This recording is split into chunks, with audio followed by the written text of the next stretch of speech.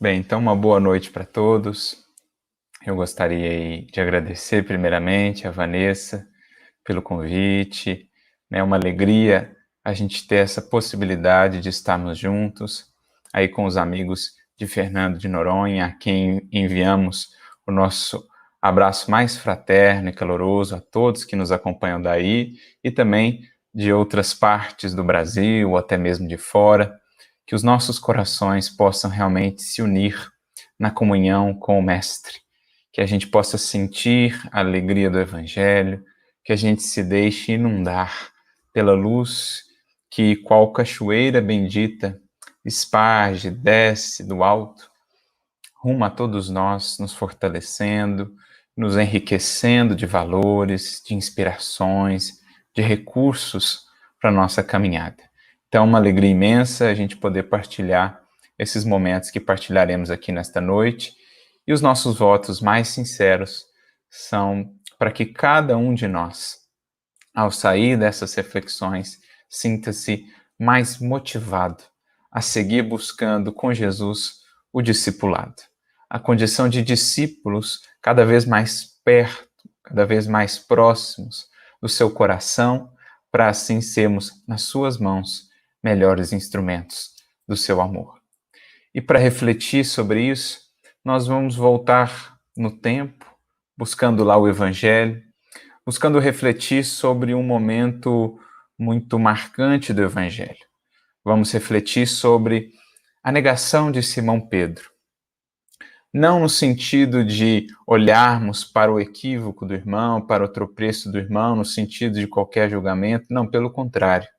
Ali olhamos para essa passagem, para esse acontecimento, como os aprendizes que também nos reconhecemos tantas vezes ainda negando ao Mestre, e buscando identificar quais foram alguns dos fatores, alguns dos elementos que o levaram àquele tropeço, que ele mesmo depois pôde identificar, pôde corrigir, pôde sanar, e veio então a se converter o Pedro que tanto admiramos, que nós vemos lá nas páginas do livro Paulo e Estevão, aquele coração tão firme com Cristo, aquele coração tão misericordioso, aquela paciência tão grandiosa, né? Aquela bondade que o fazia ser chamado pelos aflitos e pelos sofredores que o buscavam na casa do caminho, o faziam ser chamado de Pai.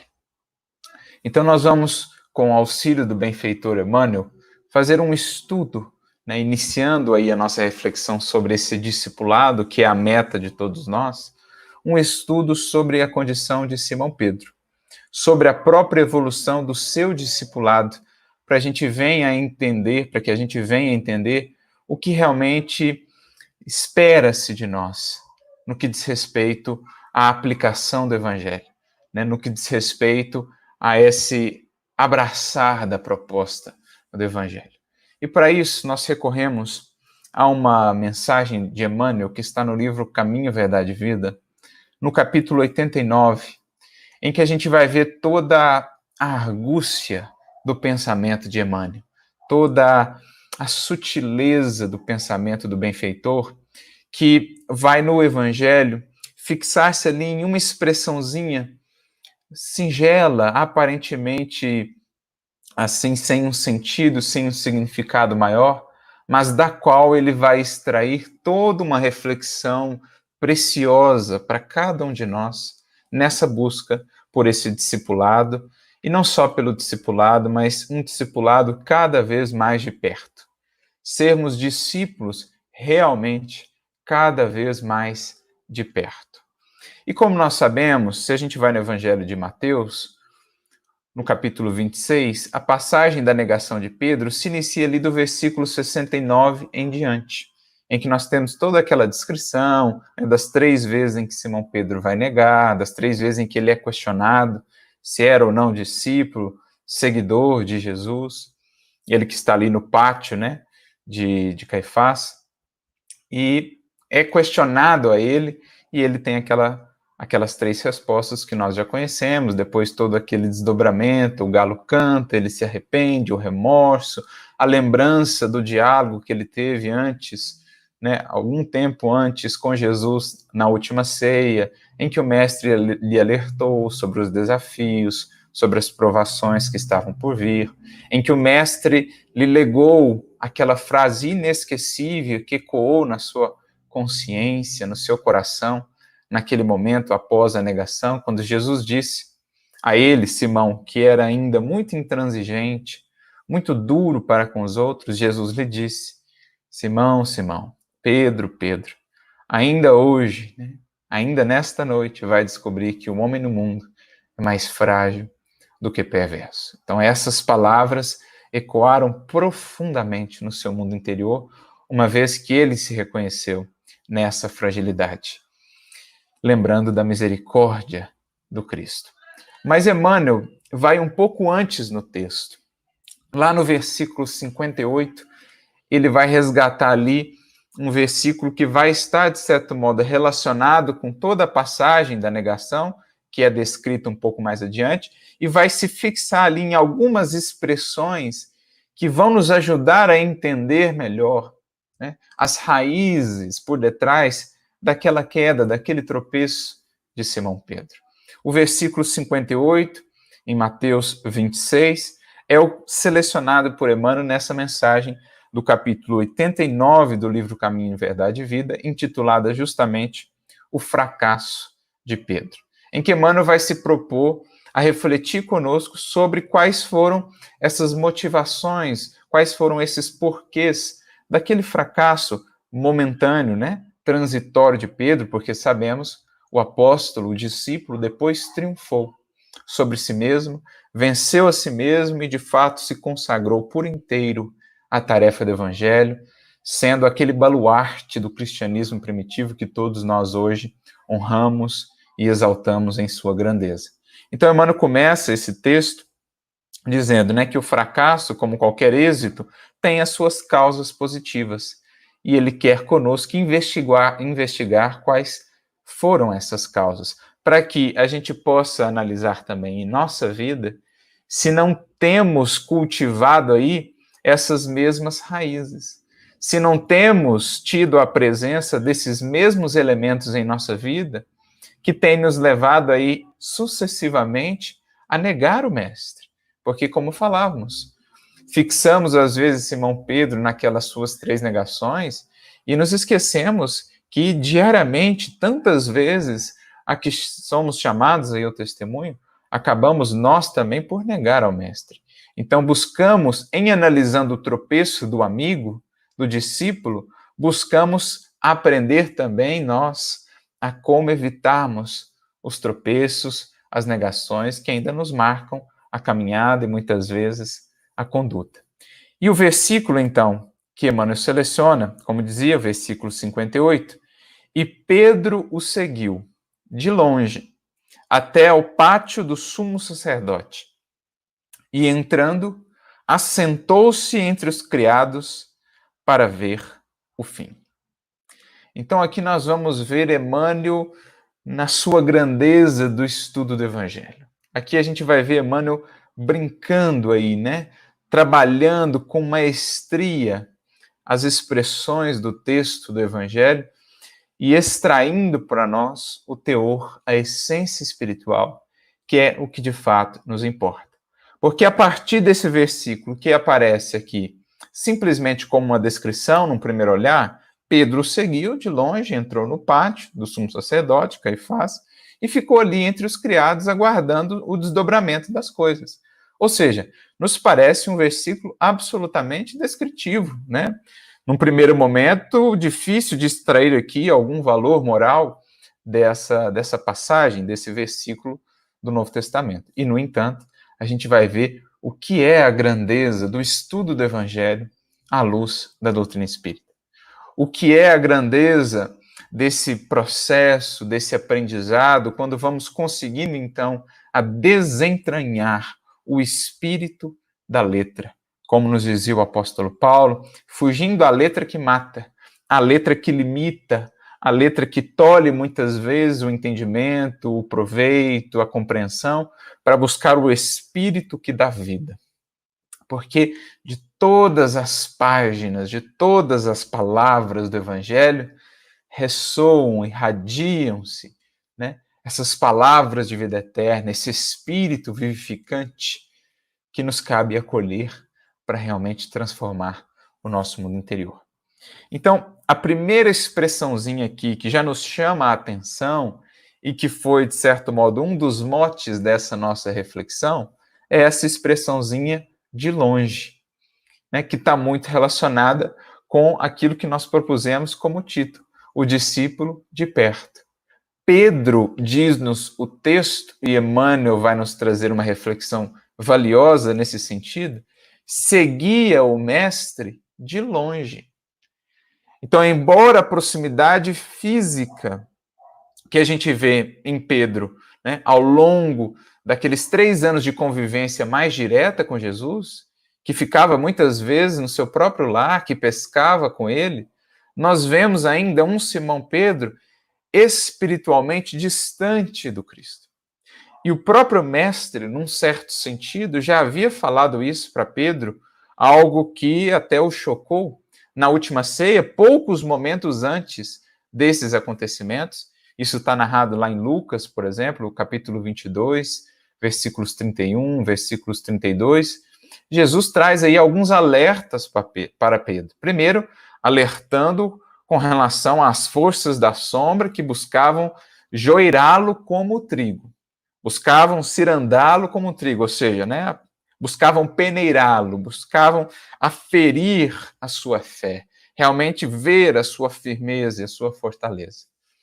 Mas Jesus diz assim para Pedro: mas eu orei por ti, para que a tua fé não desfaleça. Então, olha o mestre, né, falando: olha, Simão, você vai ser colocado aqui diante de uma escolha.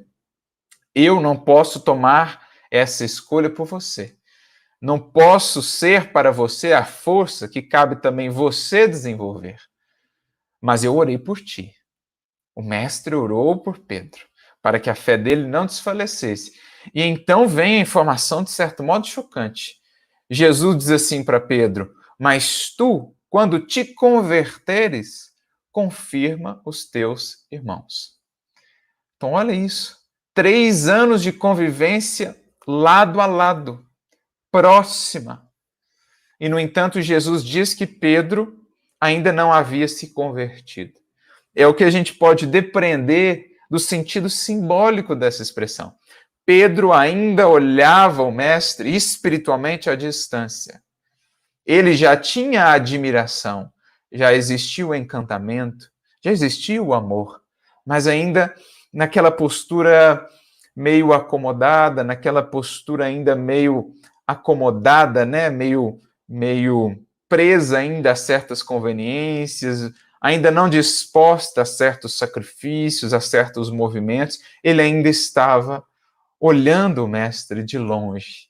Ele tinha Jesus ao seu lado fisicamente, mas não o tinha ainda junto de si, no coração, porque ainda não havia feito esse movimento de aproximação espiritual. Então a gente já tem aqui a grande pista, essa expressão curtinha, que vai levar Emmanuel a traçar para nós um quadro psicológico, um quadro de entendimento espiritual do que foi a motivação, ou do que foram as raízes que levaram Pedro a esse tropeço.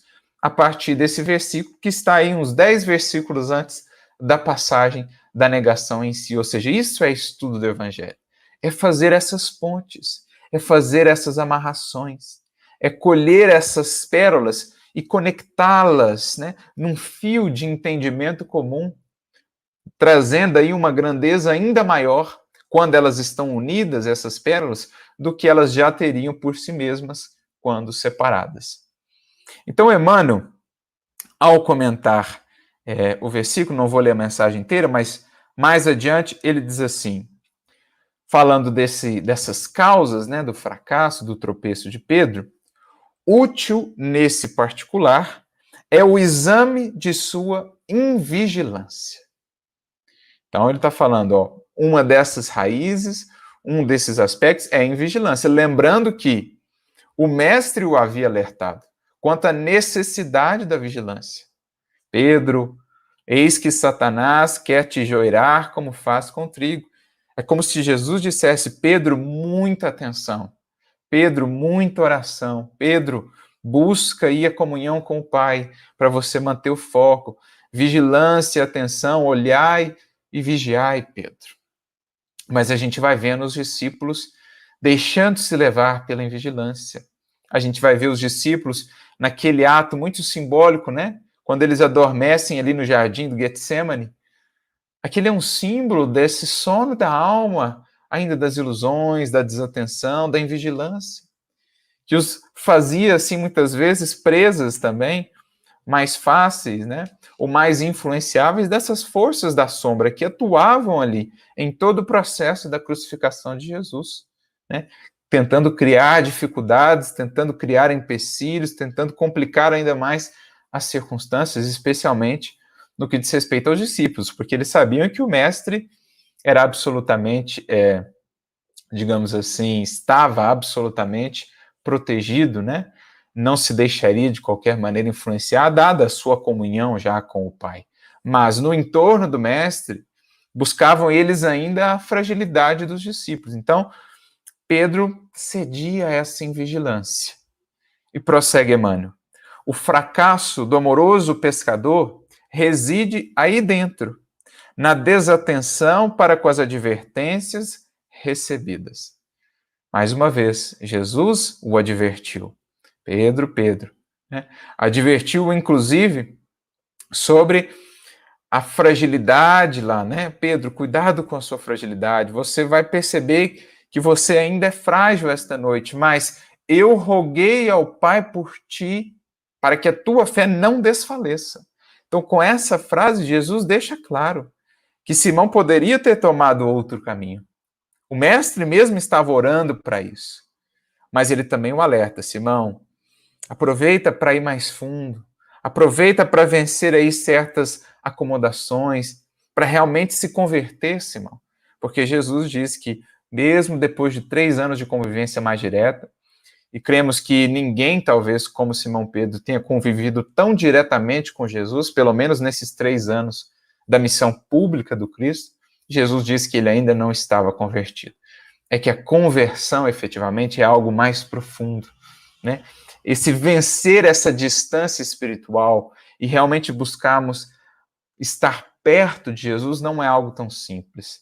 Não é algo que conseguimos apenas frequentando o centro espírita, por exemplo. Ali poderemos estar perto da mensagem de Jesus, da mensagem do Consolador, mas não necessariamente estaremos já perto do Cristo, efetivamente. Então, é essa a distinção que nos cabe aqui fazer. Emmanuel vai comentar sobre isso numa outra mensagem muito interessante também do livro Caminho, Verdade e Vida, lá no capítulo 15, quando ele fala de conversão.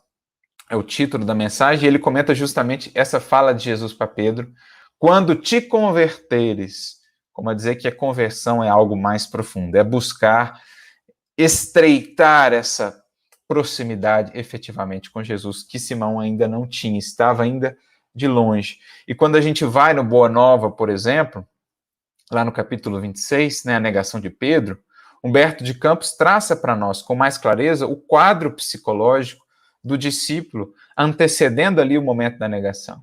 E ele descreve, então, como que Pedro realmente sentia ainda essa distância que lhe cabia percorrer, mas que ele relutava em fazê-lo, porque estava preso ainda às conveniências, estava preso ainda a determinadas acomodações, não estava disposto ainda a determinados sacrifícios, a determinadas renúncias. Então, é essa distância espiritual que, para nós, está traduzida aqui nessa simples expressão, de longe. Ele ainda olhava de longe. Mas, seguindo, grande número de discípulos modernos participam das mesmas negações em razão de continuarem desatendendo. Eis aqui o móvel do nosso estudo. Não olhamos para o passado, para a queda desses irmãos, com o intuito de julgar, pelo contrário, olhamos com o intuito de aprender, para percebermos que nós seguimos muitas vezes repetindo esses padrões. E olhando para o caso deles e para como eles se venceram a si mesmos e as suas imperfeições, nós teremos aí mais recurso para fazer essa vitória, para construir essa vitória também dentro de nós, também em nosso coração. Então, Emmanuel diz, grande número de discípulos modernos seguem repetindo pelos mesmos motivos, em vigilância, desatenção, as mesmas negações. Embora não fiquem assim tão públicas, né, às vezes tão assim famosas, reconhecidas, lembradas, como a de Pedro, que teve também essa coragem, né, de assim expor-se para que pudéssemos conhecer a sua história de queda, mas também a sua história de redenção. As nossas negações muitas vezes não serão conhecidas, né, senão de nós mesmos, mas cabe-nos identificá-las para transformá-las. Informa o Evangelho que naquela hora de trabalhos supremos, ou seja, de aferição de valores, de testemunho, é o joeirar ali do trigo do joio, como Jesus alertou Simão. Simão Pedro seguia o mestre de longe. E aí Emmanuel vai destacando, né, na mensagem essas expressões do versículo. Não só essa, de longe, que a gente já debateu aqui um pouquinho o sentido dela, mas outras que são também profundamente indicativas e simbólicas. Por exemplo, ficou no pátio do sumo sacerdote. Então, Emmanuel vai extrair também um sentido espiritual desse pátio do sumo sacerdote. O que representa isso? Né? E assentou-se entre os criados. Mais uma expressão que Emmanuel destaca. Assentou-se entre os criados. O que esse verbo assentar-se vai representar aqui nesse contexto? Qual o sentido desse assentar-se? Será que vai estar nos falando aí de acomodação, de estagnação, de cristalização, ao invés de movimento, de dinâmica, de ação, de renovação? Será que é algo nesse sentido? Então, assentou-se entre os criados deste para ver o fim. Então, ele destaca mais uma expressão, ver o fim. O que é esse ver o fim? Olhar de longe, observar de longe apenas? Né? Ficar ali observando o desdobramento das circunstâncias sem agir, sem intervir, sem buscar o meio que nós podemos, um meio aí de sermos úteis? Seria aquilo que o Livro dos Espíritos nos diz, né? Não basta não fazer o mal, é preciso fazer o bem também, para assegurar a nossa posição futura, enfim. A gente começa a ver o que é essa riqueza do estudo do Evangelho quando a gente busca o sentido espiritual. E então, no próximo parágrafo, Emmanuel, muito didático, professor que é de Evangelho para todos nós, vai ele próprio explicar cada uma dessas expressões, extraindo aí um sentido espiritual, sem naturalmente, né, ter a pretensão de esgotar o texto, porque ele vai apresentar aqui um entendimento possível dessas expressões, mas a gente pode ainda desdobrar outros entendimentos, e esse é o esforço do estudo do Evangelho, essa é a beleza. Cada passagem, cada frase, cada lição é tal qual um diamante com as suas muitas faces, desde que harmoniosas entre si, né? Desde que complementares entre si. Então ele prossegue. Leitura cuidadosa do texto esclarece-nos o entendimento. E reconhecemos que, ainda hoje, muitos amigos do Evangelho prosseguem caindo em suas aspirações e esperanças. Então, esse é outro aspecto muito importante do estudo do Evangelho com Emmanuel. Nessa série, principalmente a série Fonte Viva, né? Caminho, Verdade e Vida, Pão Nosso, Vinha de Luz, Fonte Viva e outros, Emmanuel sempre está nos convidando a uma aplicação prática do Evangelho nas nossas vidas. Não é mais aquele estudo pelo estudo apenas. Não é mais apenas puramente esforço intelectivo, como muitas vezes nós mesmos temos vivido ao longo dos séculos, nos esforços, nos sofismas da teologia, nas complicações, no casuísmo, na casuística da filosofia, da teologia, sem que muitas vezes isso fosse pensado em termos de aplicações práticas para a nossa vida, para a nossa renovação. Emmanuel, em todas as suas mensagens, vai fazer uma ponte entre o Evangelho, o texto, entre o Evangelho, a lição, entre as passagens que foram lá vividas por esses personagens e a nossa realidade de hoje. É o que ele está fazendo aqui. Ainda hoje, muitos amigos do Evangelho, porque Simão já era um amigo do Evangelho, já era um amigo do Cristo, ele o amava. Mas de onde vinha essa sua fragilidade que o fez tropeçar naquele momento?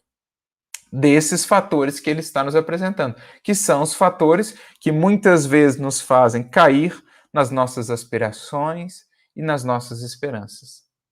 Por estarmos longe, por estarmos assentados, por estarmos apenas na contemplação, sem ação, por estarmos ali junto ainda dos servos no pátio, sem irmos para a arena da luta, talvez. É esse o quadro que ele está traçando. E aí ele vem comentando cada uma daquelas expressões. Ele diz assim: por acompanharem o Cristo à distância, receosos de perderem gratificações imediatistas. Esse é o comentário dele acerca da expressão de longe. Seguimos à distância, muitas vezes receosos de perdermos gratificações imediatistas. É o que Pedro reflete naquele momento, como dizia lá no Boa Nova, capítulo 26, pouco antes, ele reflete no que ele perderia, no que ele teria de abrir mão para seguir realmente o Cristo naqueles ápices de testemunho. Né? Porque seguir com Jesus, muitas vezes, é abrir mão do aplauso de muitos, é muitas vezes abrir mão do reconhecimento de muitos, das facilidades, de determinadas facilidades. Quantas vezes, para sermos fiéis a Jesus e à nossa consciência, não vamos ter de abrir mão de renunciar a determinadas facilidades no mundo, a determinados proveitos, a determinados proventos, a determinados lucros no mundo, para não abrirmos mão da nossa consciência, da nossa fidelidade? Quantas vezes não vamos ser bem vistos por alguns, por esse ou por aquele outro lado?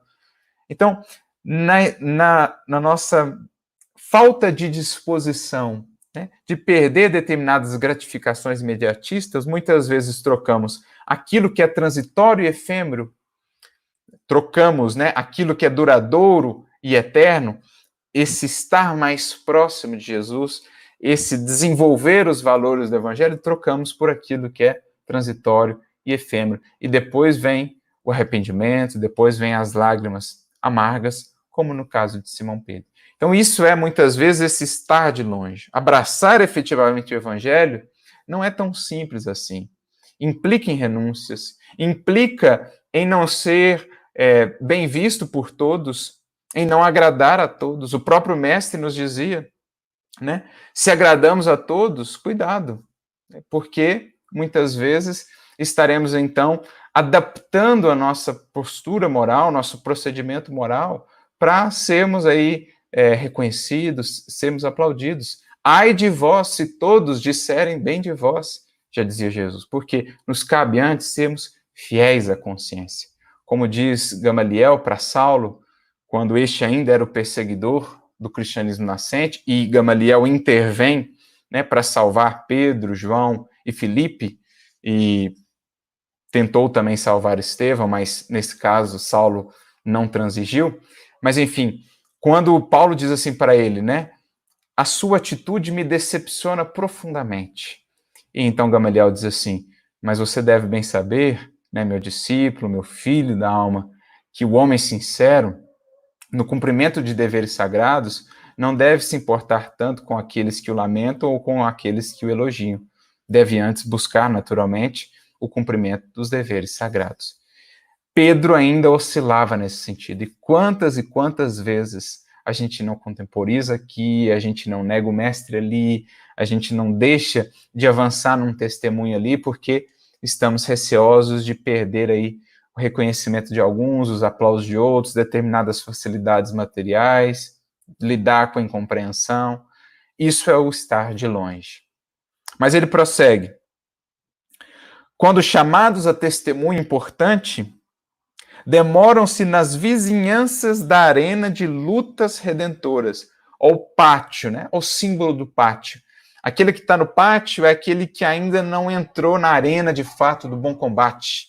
Ele segue andando em torno do Evangelho, gravitando à distância, mas não disposto a buscar as órbitas mais próximas, onde a luta é mais intensa, mas onde a transformação é mais verdadeira, mais perene, mais profunda. A gente fica gravitando, a gente fica ali só pelas beiradas, sem ir de fato ao cerne, ao miolo, ao testemunho de fato com Cristo. Isso é o pátio. E aí, lembrando, assentou-se no pátio entre os criados, e ele prossegue descrevendo, né? Entre os servos das convenções utilitaristas. A gente se harmoniza com as posturas, muitas vezes, da multidão. Quando o discípulo é convidado justamente a ir por outros caminhos que aqueles caminhos que a multidão geralmente toma.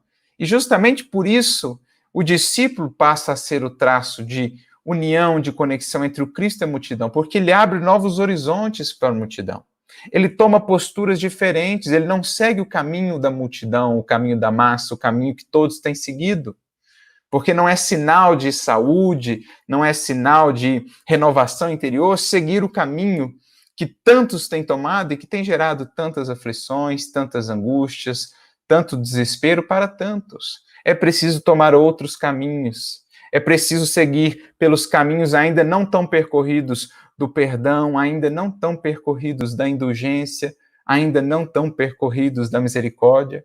Quando os caminhos do ódio, do ressentimento, da agressividade, do apego, são os caminhos ainda mais percorridos, os caminhos largos, as portas largas. É preciso buscar os caminhos estreitos e a porta estreita, de fato, da salvação. Então, o discípulo, ele precisa buscar esses outros caminhos. Caso contrário, ele fica sendo ainda esse discípulo de longe. Ele fica ainda com essas fragilidades bem destacadas, bem realçadas e, portanto, muito suscetível às influências exteriores das circunstâncias ou dos espíritos que ainda laboram nas sombras, que o querem afastar ou impedir de avançar na senda do progresso.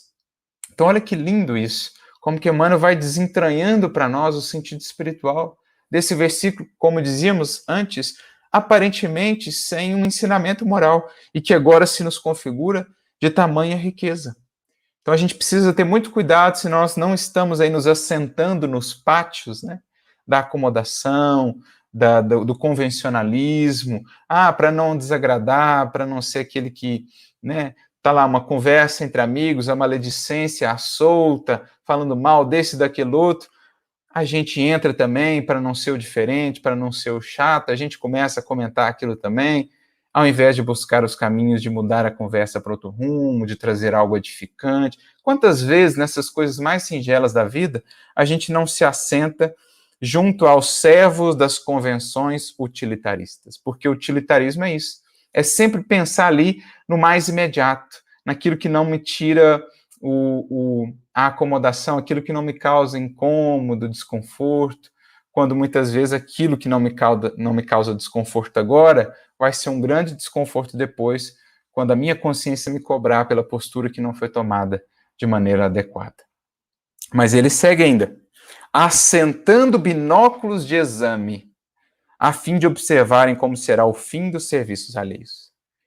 Então eu pego até um binóculo, de tão longe espiritualmente que eu estou do Cristo, eu posso estar frequentando o centro todos os dias, fazendo inúmeros trabalhos, mas às vezes eu estou lá, assentado nesse pátio, né, das convenções utilitaristas, com binóculo, só olhando os outros de longe, julgando aqui, criticando ali, condenando ali o outro, mas sem mover-me em nada, para ajudar ali, para ser útil ali, para pagar o preço do testemunho pelo evangelho aqui e acolá. A gente pega esses binóculos, fica olhando as coisas de longe, sem agir, né?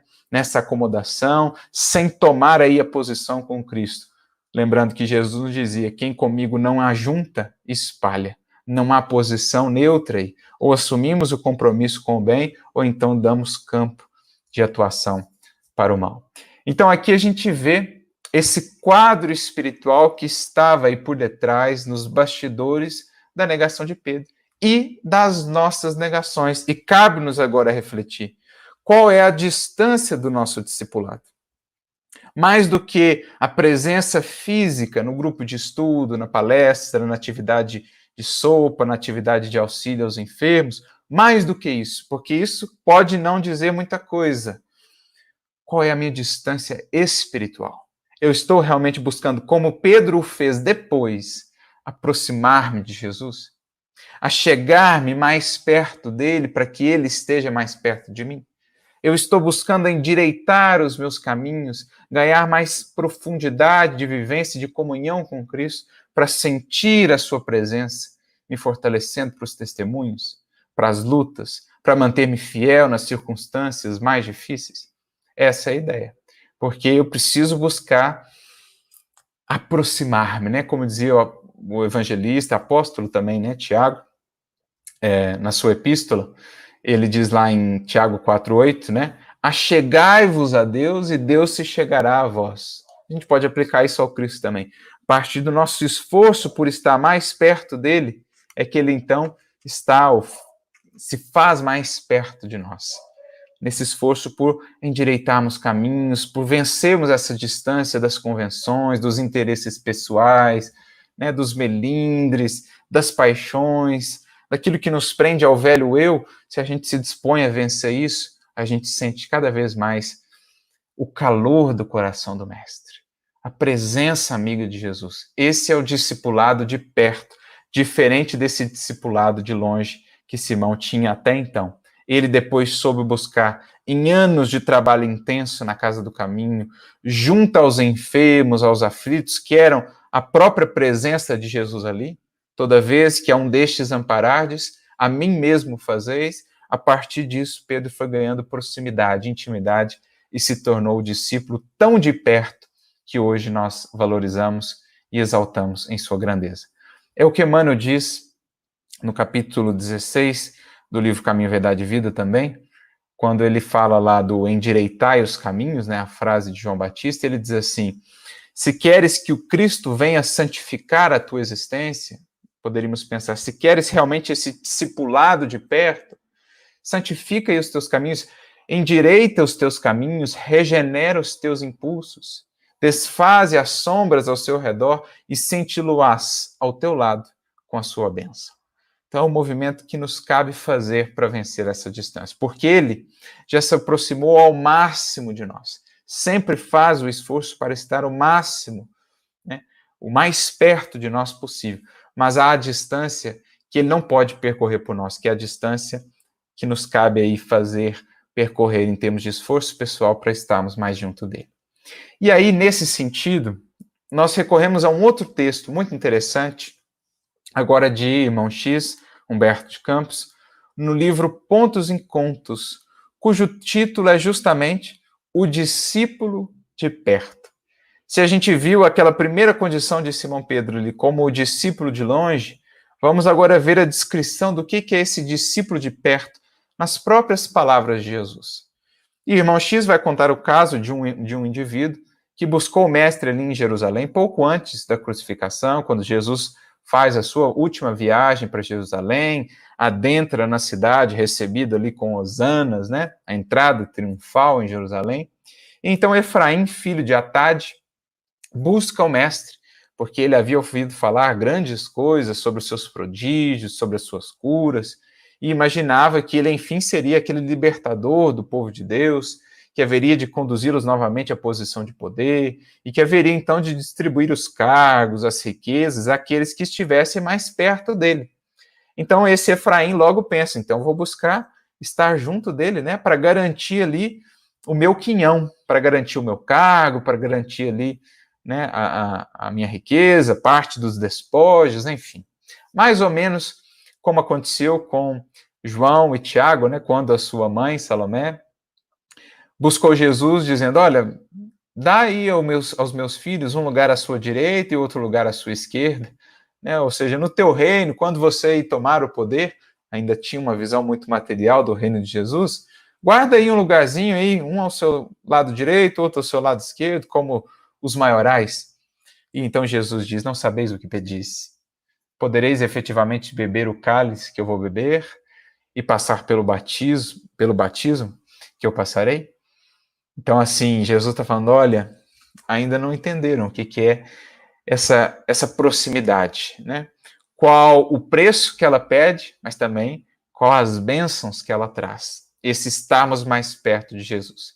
E é mais ou menos o que vai se passar aqui com Efraim, filho de Atade. Ele chega, então, né, busca lá o mestre e diz assim, Senhor, aceita-me por discípulo, quero seguir-te igualmente, mas deseja um lugar mais próximo do teu peito compassivo.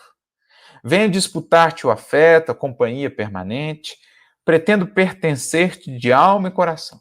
Então ele já vai sendo direto. Eu quero ali um lugar bem especial, bem juntinho aí de você, do seu peito compassivo, quero me entregar por inteiro. E Jesus então sorri, certamente como sorriu quando a mãe dos filhos de Zebedeu, né, fez aquele pedido para ele. Ele devassa todo aquele mundo interior, as intenções reais por detrás daquela proposta. Jesus então sorri e diz: olha, eu tenho muitos seguidores de longe, mas você desejaria aí a posição do discípulo de perto? E aí o Efraim responde: é claro, né? Embriagado, acrescenta Humberto de Campos, embriagado de esperança no poder humano. Embriagado de esperança no poder humano. Que fazer para conquistar semelhante glória? Então Jesus começa a trazer para ele e para todos nós a descrição do discípulo de perto, em comparação, em antítese ao discípulo de longe. A gente já entendeu um pouquinho mais a condição do discípulo de longe. Vamos agora entender o que é o discípulo de perto. Porque aproximarmos do coração de Jesus, estarmos mais perto dele, certamente representará mais bênção, mais comunhão, mais sensibilidade, né? Mais força, mais fortaleza, mas também mais entrega, mais renúncia, mais compromisso e mais responsabilidade, acima de tudo. É o preço da presença, da companhia mais estreita com Jesus. A cruz que nos conduz à comunhão. A fidelidade que se nos antecede à comunhão efetiva com o seu amor. Jesus mesmo diria: se me amais, guardareis os meus mandamentos, observareis as minhas palavras. E então eu e o meu Pai viremos até este e faremos nele morada. Então a fidelidade é o preço da comunhão, do sentirmos o Cristo mais perto, do sentirmos o calor do seu coração, do sentirmos a pulsação desse coração sublime, do sentirmos a sua irradiação a nos embalar, a nos envolver. Então Jesus diz assim: o aprendiz de longe pode crer e descrer, abordando a verdade e esquecendo-a periodicamente. Mas o discípulo de perto empenhará a própria vida na execução da divina vontade, permanecendo dia e noite no monte da decisão. Então, o primeiro de longe ainda oscila, como Pedro, mas o de perto está disposto até o sacrifício, porque já subiu ao monte da decisão. Por isso, Emmanuel vai dizer assim: muito fácil alguém convencer-se da verdade do Senhor, muito difícil, porém, converter-se ao Senhor da verdade. Porque é isso aqui. Pedro, depois da negação, converteu-se, de fato, ao Senhor da verdade. E aí deu testemunho até o fim, nas lutas mais acerbas e mais intensas. Mas somente quando ele estabeleceu, então, essas raízes profundas, deixou para trás as ilusões e conveniências do mundo e elegeu no Cristo, elegeu nesse alvo, nessa meta, o maior objetivo da sua vida. Realmente, a verdade passou a ser essa sua condutora, a consciência, a lei divina. O seguidor de longe, provavelmente entreter-se-á com muitos obstáculos a lhe roubarem a atenção, mas o companheiro de perto viverá em suprema vigilância. Então, o de longe é aquele que está ainda muito distraído com as flores, né, com as margens da estrada, as distrações mais diversas que nós temos aqui no mundo. Mas o de perto é aquele que tem um foco. Como diz o apóstolo Paulo, prossigo para o alvo. E foi isso que moveu esse coração ao longo de toda a vida. Foi isso que deu a ele aquela fortaleza, porque ele sabia muito claramente o que buscava. Qual o tesouro que ele buscava? Qual o nosso tesouro? A gente que fica aí perseguindo tantas e tantas distrações, será que já elegemos como alvo supremo da nossa vida a vivência do Evangelho? Como tesouro maior da nossa existência, o Evangelho do Cristo? Será que o reino de Deus já é o maior objetivo da nossa vida? Porque caso não seja, estamos ainda longe do discipulado de perto. Porque o discípulo de perto é aquele para o qual Jesus disse: aquele que buscar o reino e a sua justiça, tudo mais lhe será acrescentado. Porque ele não perde mais o foco. Ele está ali na suprema vigilância. Busca o reino e sabe que tudo o que precisar alcançará se busca esse reino. Não se distrai com os atalhos, com as estradas marginais, porque permanece no caminho estreito, que já polariza as suas atenções. O de longe sente-se com liberdade para buscar honrarias e prazeres, misturando-os com as suas vagas esperanças do reino de Deus. Mas o de perto sofrerá as angústias do serviço sacrificial e incessante. Então, o de longe está muito preocupado ainda com as honrarias, né, com os prazeres do mundo, com o ornamentar a personalidade transitória do mundo. Mas o de perto, ele está focado no trabalho. Ele está focado na realização definitiva e duradoura. Ele não tem vagas esperanças no reino de Deus. O evangelho na sua vida não é algo ali de algumas horas da semana, não é uma ilusão, uma esperança distante. O evangelho é a sua realidade de cada dia, de cada gesto, de cada busca. É a grande pérola, o reino, aquilo que ele busca. É o tesouro que já polariza o seu coração. Onde está o teu tesouro, estará o teu coração. Como ele já elegeu este como o maior tesouro, a sua vida consiste em estender esse reino no mundo. Primeiramente no seu mundo interior, mas também irradiando esse reino aos corações ao seu redor. Aliviando dores, enxugando lágrimas, servindo, amando, compreendendo, perdoando, sendo indulgente, estendendo a mão. Enfim, essa é a sua meta, né? Não lhe interessam mais as honrarias e prazeres do mundo. Se vierem, ele os coloca também a serviço do reino. A gente lembra o Chico, quantas honrarias ele não recebeu, títulos disso, daquilo outro, cidadão dessa, daquela cidade. E o seu discurso era sempre esse: tudo isso é o projeto para a doutrina espírita, tudo isso está a serviço do evangelho, para que o evangelho seja mais conhecido, para que o evangelho seja glorificado, porque é pelo evangelho que trabalhamos. É por Jesus. Todas essas honrarias, essas glórias devem estar a serviço do reino, a serviço de Deus, a serviço do evangelho. O de longe dispõe de recursos para encolerizar-se e ferir.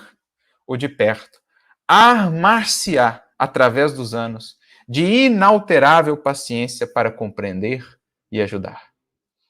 Pedro antes, colérico, irascível, impaciente. Pedro depois, um poço, uma fonte inesgotável de paciência e de misericórdia.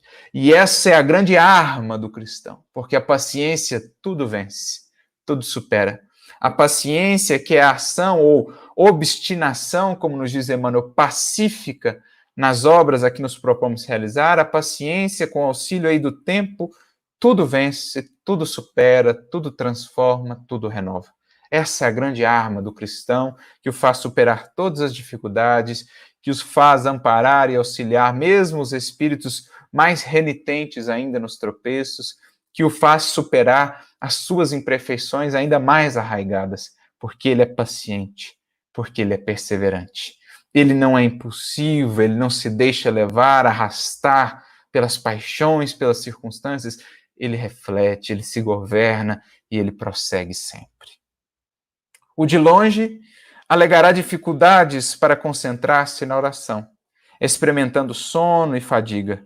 O de perto, contudo, inquietar-se-á pela solução dos trabalhos e caminhará sem cansaço em constante vigília. Né?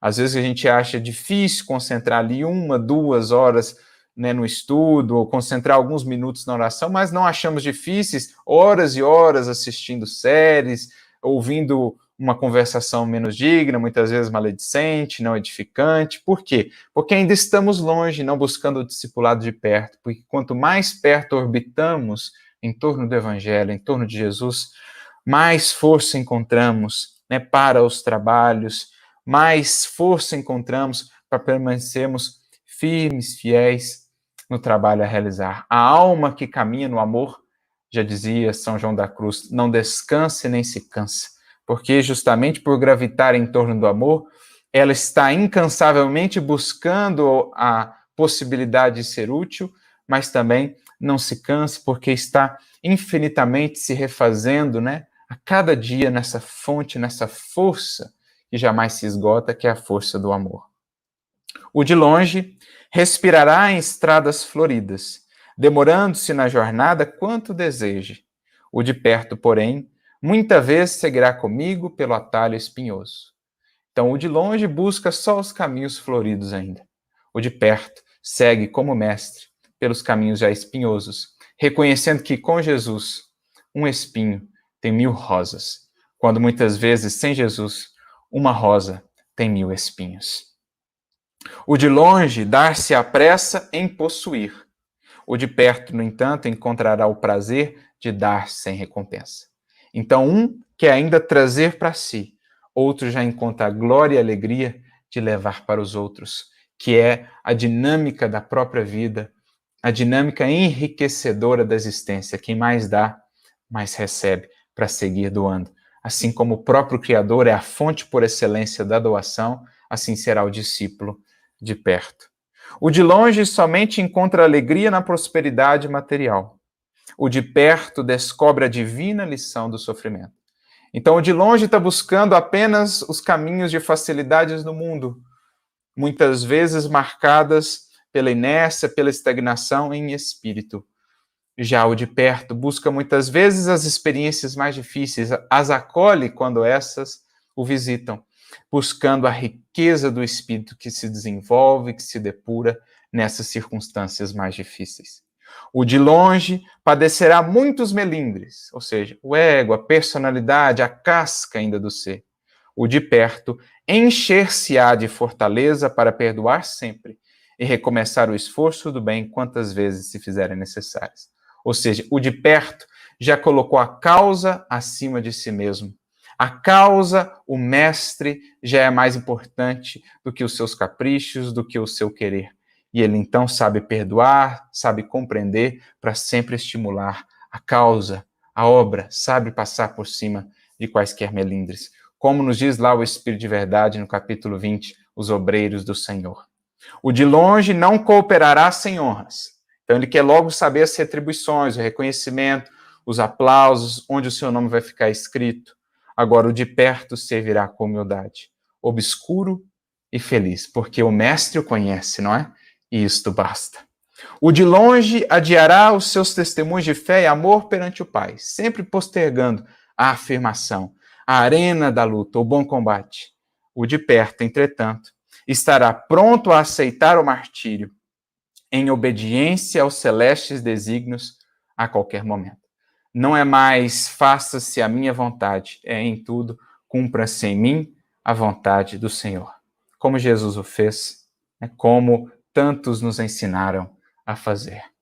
Após uma pausa, então, Jesus perguntou para Efraim, aceitarás mesmo assim? Ou seja, você quer então esse discipulado de perto? Eis aqui quais as condições. Eis aqui quais os pré-requisitos. Efraim então disse, Senhor, os teus ensinos me deslumbram. Vou à casa de Deus agradecer ao Santo dos Santos e volto aí dentro de uma hora a fim de abraçar-te, o sublime apostolado, sob juramento. Mas Jesus despediu-se dele, com carinho, com compreensão, mas Efraim, filho de Atad, nunca mais apareceu. Porque quando a gente entende o que realmente é esse discipulado de perto, só mesmo quando já nos despojamos desses interesses, das vãs glórias do mundo, é que ousamos dar esse passo além, em que ousamos percorrer a segunda milha, efetivamente, do discipulado com Jesus. Buscamos aproximar-nos em espírito dele, para que, assim mais unidos ao seu coração, possamos ser nas suas mãos melhores instrumentos do seu amor. Cabe a cada um de nós, portanto, refletir qual é essa distância espiritual. Nesse momento muito propício em que estamos distanciados do nosso centro espírita, das atividades mais presenciais, é um momento muito propício para refletirmos qual a nossa distância espiritual de Jesus. Se ainda estamos olhando de longe apenas o Mestre, o Evangelho, ou se já estamos corajosamente nos desprendendo das algemas do velho eu para avançar com entrega, para avançar de coração à proximidade com Jesus, sabendo que maior proximidade significa maior responsabilidade, maiores lutas, maiores testemunhos, mas também maior comunhão, maior sentimento de presença, senti-lo mais perto e mais junto de nós, a nos fortalecer para qualquer luta e para qualquer desafio. Existia até naquele tempo um ditado que dizia aos discípulos, no que dizia respeito aos seus rabinos, que se deixassem recobrir pela poeira dos pés de seus mestres. Tal a proximidade que deveriam buscar deles. É essa proximidade de que falamos, que possamos nos deixar encobrir pela poeira dos pés de Jesus, tal seja o nosso esforço por caminhar junto, próximos dele, na aplicação e no testemunho fiel de tudo que temos aprendido. Simão conseguiu. Simão se converteu, não mais no discípulo de longe, mas no discípulo de perto. Que possamos nos inspirar no seu exemplo e avançar nós também para essa comunhão. E que Jesus nos abençoe, nos inspire e nos fortaleça a todos. Muita paz.